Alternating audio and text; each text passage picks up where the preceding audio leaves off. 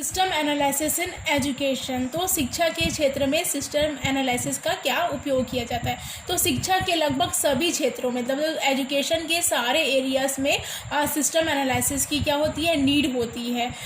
तो फर्स्ट यहाँ पे नीड है, फर्स्ट लिखा हुआ है अनुदेशनात्मक प्रणाली, मीन्स क्या इंस्ट्रक्शनल सिस्टम में यूज़ होता है। फिर सेकंड क्या है, विद्यालय प्रशासन, स्कूल मैनेजमेंट। स्कूल मैनेजमेंट के अंदर भी उनका क्या किया जाता है, एनालिसिस किया जाता है कि मैनेजमेंट सही तरीके से वर्क कर रहा है कि नहीं है, स्कूल में सारी जो भी क्रियाएं हैं वो सही तरीके से हो रही है कि नहीं। फिर नेक्स्ट पॉइंट है परीक्षा प्रणाली, एग्ज़ाम सिस्टम।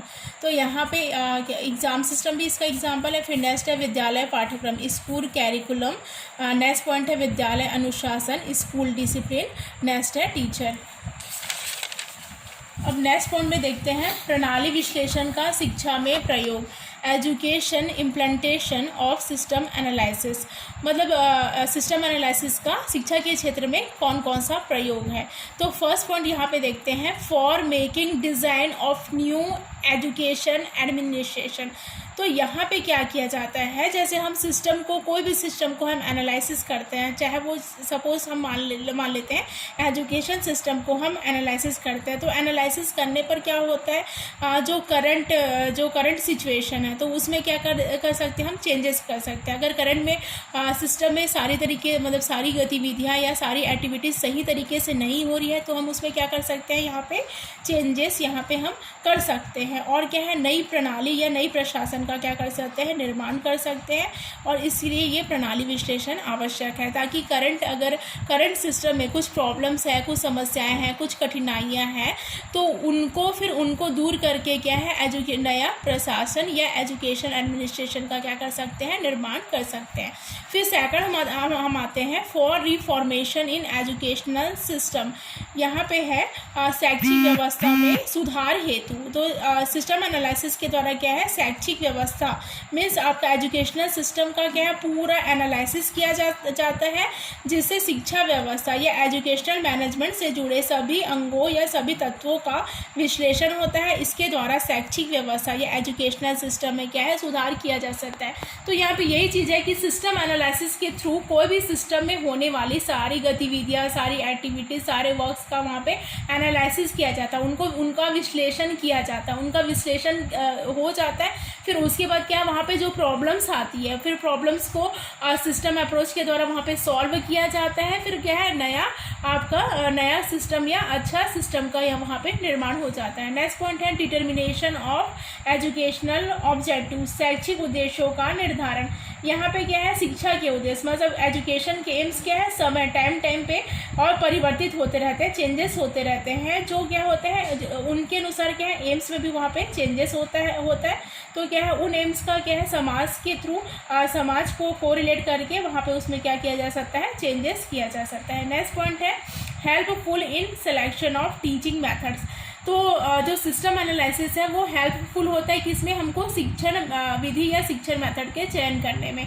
अगर सपोज हम बच्चों को पढ़ाते हैं, टीचिंग मेथड यूज़ करते हैं, विधियाँ प्रविधियाँ, सूत्र प्रणालियाँ, नियम प्रिंसिपल्स इत्यादि का यूज़ करते हैं, है ना, टीचिंग मेथड्स का यूज़ करते हैं। अगर बच्चा अच्छा करता है, अगर टीचर पढ़ाता है और बच्चा उन चीज़ों को समझ जाता है तो हमारे जो टीचिंग मेथड्स यूज़ कर रहे हैं, टीचिंग मेथड यहाँ पे बहुत सारे हो सकते हैं, जैसे लेक्चरल मेथड, लेक्चरल डिमोन्स्ट्रेशन मेथड या क्या बोलते हैं, बहुत सारे इसमें मेथड हो सकते हैं। तो हम क्या है वो टीचिंग मेथड को हमको पहचानने में यहाँ पे क्या करता है, हेल्प करता है। और अगर टीचिंग मेथड सही नहीं है तो वहाँ हम चेंजेस कर सकते हैं और अच्छे और बेनिफिशियल टीचिंग मेथड्स का यूज़ करके बच्चों की क्या बोलते हैं स्टडी में हम इम्प्रूव करवा सकते हैं। फिर नेक्स्ट पॉइंट है knowledge of various problem in education system. शिक्षा प्रणाली में क्या है, वेरियस प्रॉब्लम होते हैं। तो कोई भी एजुकेशन सिस्टम या कोई भी सिस्टम में क्या है, विभिन्न प्रकार के प्रॉब्लम्स होते हैं। कोई भी मतलब सिस्टम में मतलब प्रॉब्लम्स रहते ही हैं तो उन प्रॉब्लम्स को सिस्टम एनालिसिस के द्वारा क्या किया जाता है, पहचाना जाता है। फिर नेक्स्ट पॉइंट है for making effective of administration. तो यहाँ पे भी वही चीज़ें हैं कि क्या बोलते हैं, आप सिस्टम को एनालाइज करके मोर इफेक्टिव एडमिनिस्ट्रेशन हम का निर्माण कर सकते हैं। वहाँ पे प्रॉब्लम्स को हम जान के एक बेहतर इफेक्टिव एडमिनिस्ट्रेशन का निर्माण हम कर सकते हैं। फिर नेक्स्ट है फॉर कैरिकुलम कंस्ट्रक्शंस। तो यहाँ पे क्या है, for curriculum constructions, curriculum means यहाँ पे होता है पाठ्यक्रम। तो क्या है, जैसे सिस्टम एनालिसिस क्या करता है, कैरिकुलम का भी एनालिसिस करता है, पाठ्यक्रम का भी एनालिसिस करता है। अगर पाठ्यक्रम ज़्यादा टफ है या ज़्यादा हार्ड है तो उसमें क्या कर सकते हैं, उसमें चेंजेस कर सकते हैं। और यह टाइम पे भी क्या है, कैरिकुलम में क्या होते हैं, चेंजेस होते रहते हैं। फिर नेक्स्ट पॉइंट है for reformation in exam system.